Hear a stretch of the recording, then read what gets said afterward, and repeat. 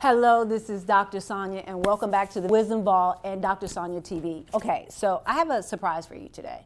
I have someone that I have read a majority of his books. He's got so many, but there's some that have stood out to me that I had to read over and over and over again.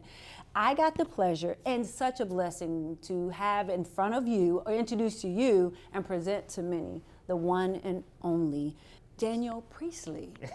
He is the award-winning author of The Key Person of Influence and Oversubscribed. Now, let me make sure I say this. I gotta say this.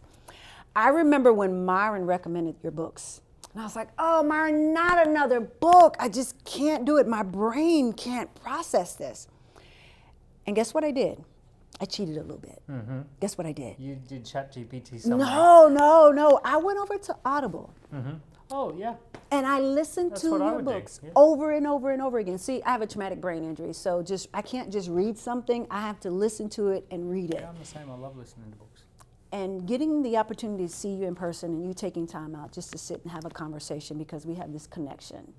And it's the love of the military, because I serve, and how you serve us. You know, that's the fun thing about books. You never know who's going to read them. You never know who you're going to connect with. It's one of the best parts about having some books out there. But you have many books. You want to go ahead and tell us about why so many books? Look, I've been building companies for the last 20 years, and I start businesses, scale them, sell them. My primary thing is I'm an entrepreneur. I'm not an author, really. I'm always building and selling businesses and creating companies and culture and all of that sort of stuff. But I found that for me personally, while I was growing fast growth companies, I found it very useful to be writing down my lessons, and the format was to write it as if it was a book for someone else to learn the lessons. So, you know, I just felt that whenever I was on an airplane, I would do some writing, and I was on airplanes a lot. And then I thought, if I'm ever just hanging out in a hotel room, like, because I'm traveling, I'm just going to do an hour or two of writing. So I just got in the habit. And then I ended up writing about 6 different books, and you know, it was just one of these fun things. We're not going to let you skip over what you said, though. You said, I'm not an author, I'm an entrepreneur. Yeah. But you took a different pathway to be able to get the information out there for people to read about your books. Why that pathway, though?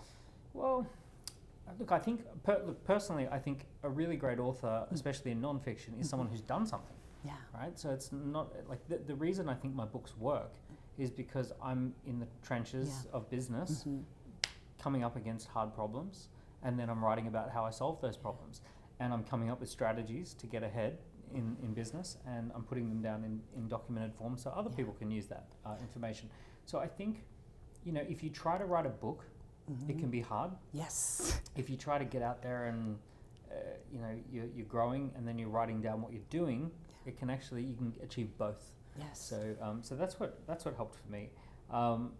And, you know, my first company, when I was in my early 20s, we went 0 to 10 million in about 3 or 4 years. I wanted you to drop those. We call those receipts. You're dropping receipts some now. Receipts. Yes. And then I moved to London and opened up a London office. We did it again, and it was and then we got really hit hard during the financial crisis of 2008-9. And then I had to go pretty much back to zero, and then start again, and then rebuild, and we rebuilt again really fast in the 20-teens. So it was just, I was going through these kind of like booms and a few busts, and I was just basically picking apart all the bits. Yeah. You know, there's something that I admire about you, if I can share.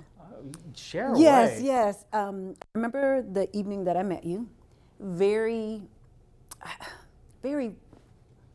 open to having conversations with people.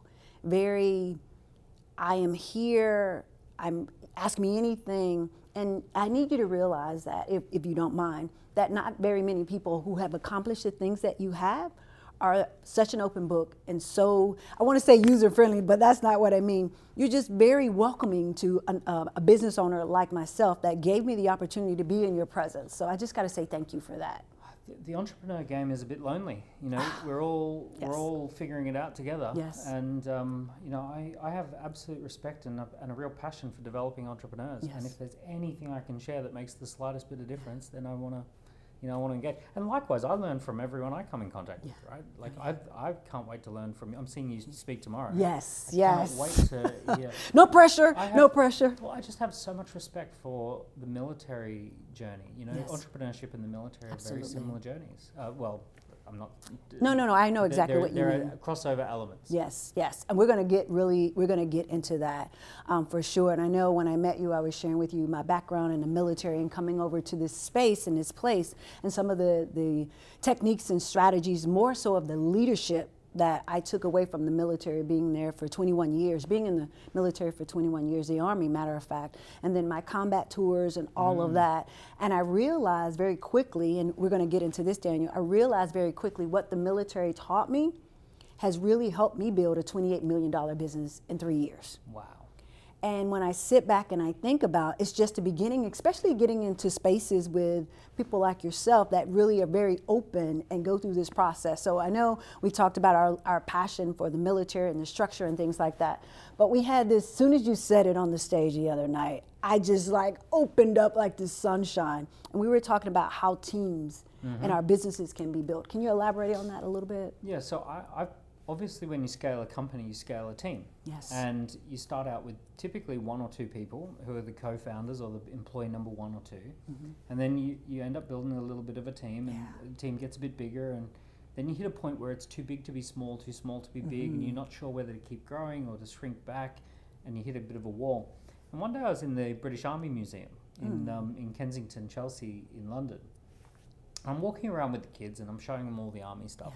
And there's this poster, and it says, "How the Army scales up a team." Right? Yes. And I'm like, okay, this is interesting. Yes. And it says there's a 2-person scout team, and it has a little blurb, and it says, "We never do things on our own. We send people 2 at a time. 2 people are working together, so 2-person scout team." And then it says a 4-person fire team, which is a team that's under pressure, defensive positioning, blah, blah, blah. And then it says a section of 8 people. Yes. And then it says a platoon of about 30. And I'm sitting there going, oh my goodness, this is exactly how I build teams with my companies. We do this. So that formalized it for me. Now here's how I use this. In my teams today, if we have an idea, say, you know what, let's put a 2-person scout team on that. Yeah. So the 2-person scout team, they've got 2 questions. Can we build it? Can we sell it? Okay. Right? That's my 2-person scout team. I see. So someone's job is to figure out, can we build it? Someone's job is to figure out, can we sell it? And that's all that matters in the beginning. And then the next thing we say is, okay, let's run a micro campaign, and we're going to have a 4-person fire team on that. So it's just going to be a little 3-monther, and they might have their other job to do as well. Yes. But they've got 4 people who are just also focused on that little launch campaign or that testing campaign. If we decide that we want to go ahead with this new business, then we say, okay, we're going to put an 8-person section, and we're going to have a corporal and a lance corporal. Right? We're going to have someone whose job is revenue and someone whose job is operations, with 6 people to support those 2 people. So we put that section in place. That's a core little business unit, and that unit should be able to do low 7-figure revenue, just as a little group of 8. Low 7 figures is okay. Right? And then, if we say this is working really, really well, then we platoon it. Okay. So platoon is going to have a 5-person leadership team with some teams of teams underneath, and a total of about 30 people. And that should be able to do closer to 8-figure revenue. That's an 8-figure revenue, 7-figure profit. Business. So Daniel, if I may, I'm looking at this as in this coaching industry in which we operate. And so when you were saying that, I'm thinking about, I'll be honest, my team, my company is very small, even with those numbers, and I can't even imagine if we had more of the team members and the platoon. Oh my goodness, I just remember being a lieutenant. You have the platoon, but there's also someone senior leadership that, we're looking at that as a CEO, right? And then we're sending out the 2-person team at the beginning. Honestly, right now, that's just me and my not chief of operations, she's now my VP. It's like we're doing those things. And I realize how painful it is because we haven't built the fire squad. Is it the team fire of 4? Team. The fire team, the team of 4. We haven't done that. And it just hit me just then. That's what's missing. And if we're able to do what we've done in 3 years to 28 million with a small team, I can only imagine if we had the fire team and then we had the platoon. Incredible. So the 4-person team is a key person of influence, right? So they're the brand, they're the face. Yes. Someone who's doing sales, someone who's doing operations, someone who's doing admin or support. Yes. So those are the 4 roles. So it's really simple. Someone's always chasing the leads, making the sales. Someone's making sure everything runs smoothly. Someone is admin support, Yes. making sure everything's pinned down. Yes. And the key person of influence is never distracted with any of that stuff. They can just be on the platform. I love it. Right, So so- what about what was it 2 before? I'm sorry. So scout team. The scout team. So the scout team are the 2 people who go out there just to make sure, I'm thinking military, make sure it's safe, we can go in this direction and all of that. So who do you see the scout team being in this space that we operate? Well, I see a lot of coaches who, they try and operate by themselves. True. And I always say, get a second person. It's lonely enough in business. Yes. Get a second person. Whether it be a co-founder or it be just like an assistant, Yes. get a second person. If you're serious about it, get Yeah. that. Right? You need that extra pair of hands. Even when do you know, people say, when you were starting from scratch and you didn't have anyone on your team, what was it like? And I said, I've never done that. Wow. Every single business I've started on day 1 with the team. Every single time. Wow. Right? And sometimes I start with 8 people on day 1. Wow. Okay. I'm saying wow here because majority of the time, again, any other space is probably, I wouldn't say different. It's just structured a little differently. But in the coaching space, you go get a certification or you go get your first client. There's no admin. There's nobody answering calls. It's you, the mouse in the house is what I call it. And you're trying to do all that. And I love that you're saying at least get one more person to help you think through this process. Yeah. And it often pays for itself because let's say you've got an assistant, even if they're part-time assistant. The positioning of having an assistant who books your appointments immediately elevates you. Immediately you're up a gear because you've got an assistant who's booking the appointments.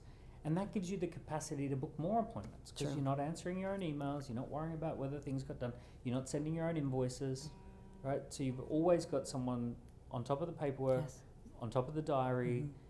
When they've got spare time, they can be looking for speaking engagements, podcasting engagements. That assistant could reach out to 40 people a week and say, we're doing a bit of promotions at the moment. We'd love to go on your podcast if you're interested. If not, that's totally fine. Let's say out of 40, only 2 say yes. 2 times a week, you book in a podcast. Yes. Or they could book you into a conference. So there are so many things an assistant can do where it just pays for themselves. So have you, when we go through this process and we're bringing on those team members, is there a particular test that you give them, to personality test or anything to see if they're a good fit, or do you just bring them in at that point? Very simple. At the beginning, it's very simple. If someone's good at sales, Yes. I need someone who's good at operations. Okay. If someone's good at operations, I need someone who's good at sales. Right? So, for example, if a coach is really good at coaching, I would call that operations. Okay. So then I need that person to have a salesperson who sells them in, who's a little bit more extroverted, who's a little bit more, they've got a sales background. Some coaches are really good at selling, right? But they're actually not great at the delivery and staying focused. Yes. Some coaches, they are really good when they're with a client, but they never do any follow-up.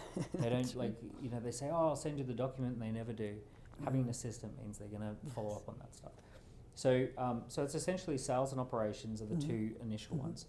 Another way to think of it is visionary and implementer. So the visionary is the big picture person, the implementer is in the details. So that's the winning formula. When I've done software companies, you have the CEO and the CTO. That's your first 2 people. So the CEO is going to be the front-facing representative, enrolling teams, getting it into markets. The CTO is going to build the technology, the basic platforms, going to do some wireframing and a little bit of initial coding, some landing pages. So those are the 2 roles. So that we start with that. So if you're the one bringing on, or you're starting with a team, is there a particular, when I mean test, is there a Kobe test, there's a personality test to see where your strengths are, what your weaknesses are, what do you focus on? I remember taking a Kobe test.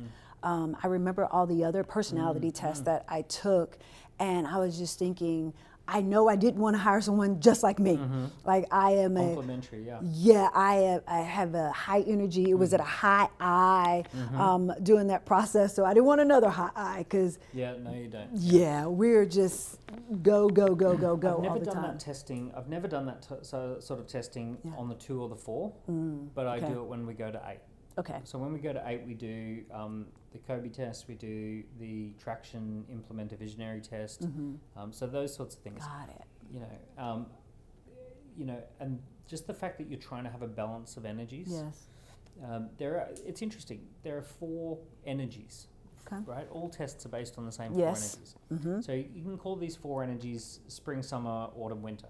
Yes. Right. So spring is about new ideas. Right, new berries on the bush. Yeah. Summer is about people. I love people. I'm an extrovert. I Yeah. want to be in front of people. Autumn is about tasks. The fall. They want the spreadsheet. They want tasks. They want to-do lists. Ah, right? see. And the fall, the leaves are on the ground, and it's like the leaves need to be raked. Okay. So it's like, right? It's that doing the Do it. tasks.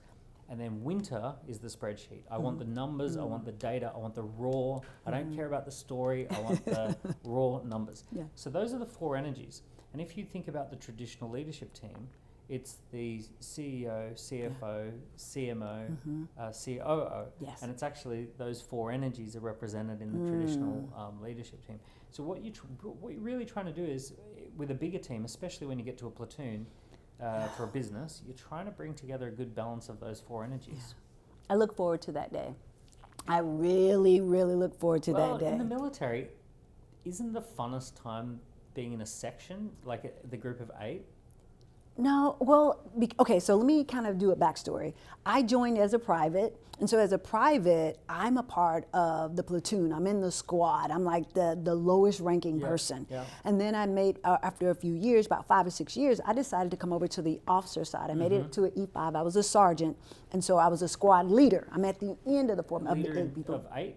Yes. So I think a squad is 8, and section in the UK is what we call a squad. Ah, got right? it. So a squad, would you say that a squad is really fun? Yes. And it's more fun than a platoon?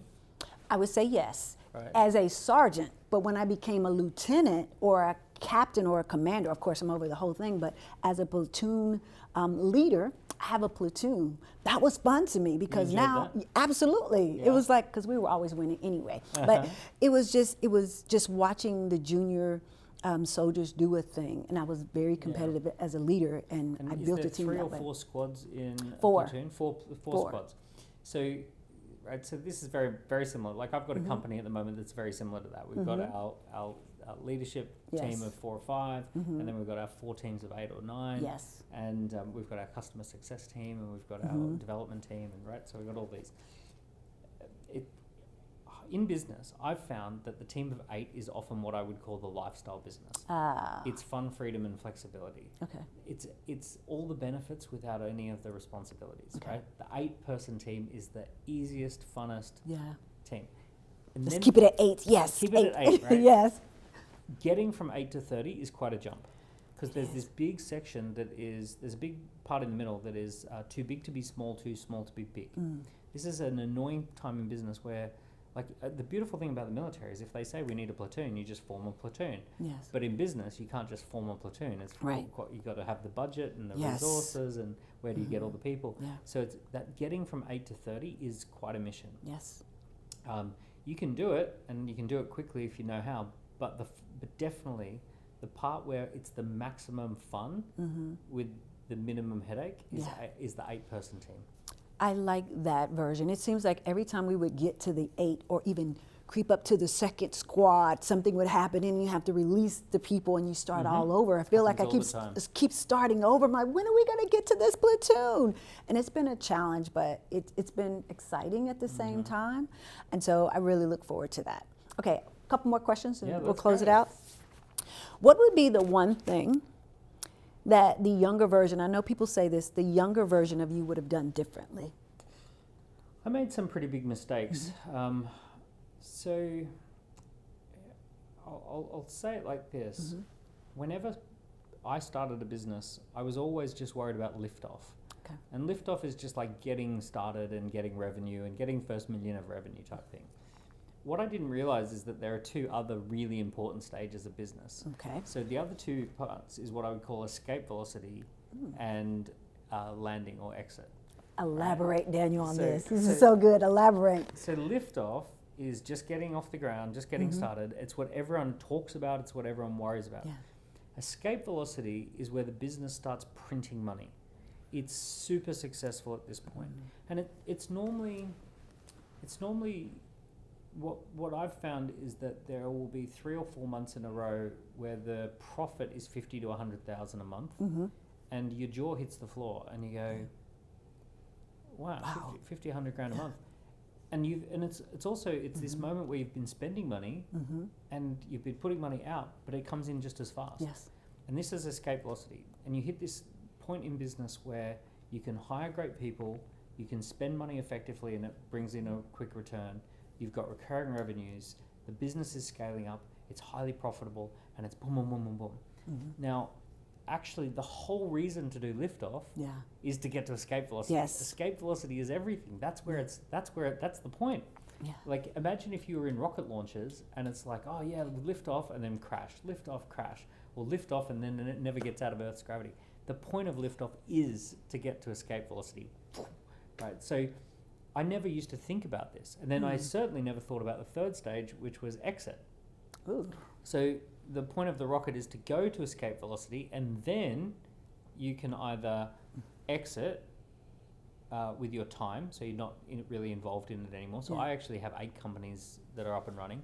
I don't really spend a lot of time in any of them, but like most of my 8 companies, they're just running, and they've got the leadership team, and I'm more of an owner than an operator. Yeah.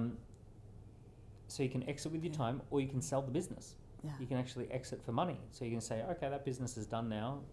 Let's find someone who would be a better person to run it. But Tanya, do you think that is doable in the, because my eyes are opening. Do you think that is doable in the coaching industry, or do we need to build it differently? Because we have people here like the John Maxwell's of the world. You know, he built the company off of his name, but you rarely see him. He's got all of his coaches that do all the leadership training. You can definitely hit escape velocity. Yeah. If the business is built around your personal name, it's very difficult to do a financial exit. Okay. But you can actually be exited where all you do is the big fun stuff. Got it. You do the big stages and all that sort of stuff. Now, there are exit plans that coaches should have. Okay, got to hear this. So here's a couple of the exit plans. There are certain clients that you come and work with, and those clients, you know they're going to hit the big time. Yeah. That's a time where you do an income and equity deal.